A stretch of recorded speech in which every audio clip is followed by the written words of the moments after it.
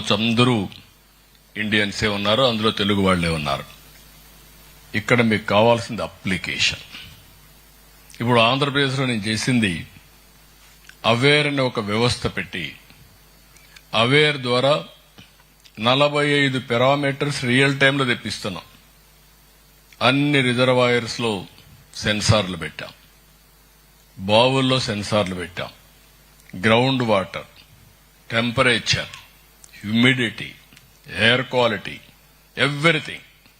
ప్రపంచంలో ఎక్కడైనా ఎవరైనా కొత్త ఇది వస్తే దానికి అది కూడా అమలు చేసి డేటా, రియల్ టైం డేటా వస్తుంది. మీరు గుర్తుపెట్టి శాండ్ బాక్స్ పెడుతున్నాం తొందరలోనే. హిస్టారికల్ డేటా అంతా కంప్యూటరైజ్ చేశాం. ప్రజెంట్ డేటా అంతా ఆన్లైన్ లో ఉంటుంది. అదే సమయంలో రియల్ టైం డేటా వస్తుంది. Now we're working AI modules.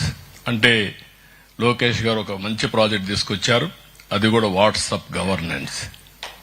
ఈరోజు 800 సర్వీసులు రియల్ టైంలో వాట్సాప్ గవర్నెన్స్ లో సర్వీస్ అని ప్రొవైడ్ చేస్తున్నాం. ఇది చేసిన తర్వాత ఇప్పుడు సొల్యూషన్ కూడా రేపు రాబోయే రోజుల్లో రియల్ టైంలో లాస్ట్ మైల్ కి ఏఐ ఉపయోగించి రియల్ టైంలో కమ్యూనికేట్ చేసే పరిస్థితికి వస్తున్నాం. అంటే ఇక్కడ నేను మిమ్మల్ని కోరేది ఏంటంటే, నేను చాలా అంబిషియస్ ప్లాన్ పెట్టుకున్నాను. 2047కి అంటే 22 ఏళ్లే.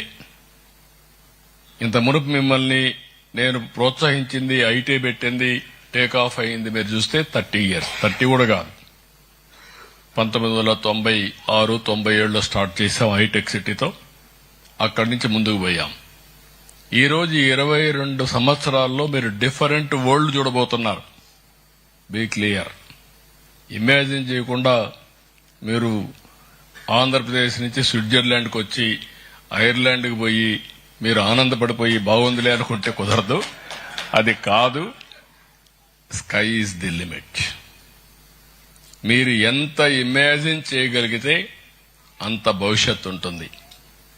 మీకు మాకంటే ఎక్కువ నాలెడ్జ్ ఉంది, గుర్తుపెట్టుకోవాలి. నేను ఊహించుకుంటున్నాను, మీరు ప్రాక్టికల్ గా చూస్తున్నారు. స్విట్జర్లాండ్ ఉంది, ఐర్లాండ్ ఉంది, జర్మనీ ఉంది, లేకుంటే డెన్మార్క్ ఉంది, మాల్టా ఉంది, అన్ని దేశాలు ఉన్నాయి. మీరు ఆ దేశాలు నేర్చుకుంటే చాలు. అట్లా కాకుండా ఆ దేశంలో ఉన్నా మా పేరు చెప్పమంటే నేను అది చెప్పడం లేదు. నేను కోరుకునేది, అక్కడ గ్రామాల నుంచి వచ్చారు,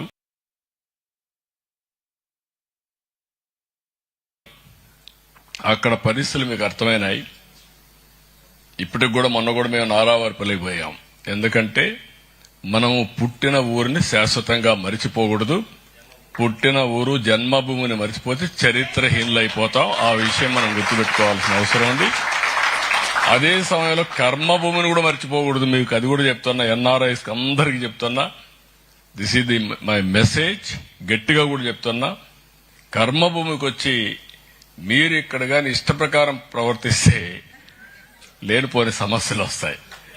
ఆ విషయం కూడా మీరు గుర్తుపెట్టుకోవాల్సిన అవసరం ఉంది. మన వాళ్ళకు ఒక క్యారెక్టర్ ఉంది. సింగపూర్ పోతే చాలా డిసిప్లిన్ గా ఉంటారు.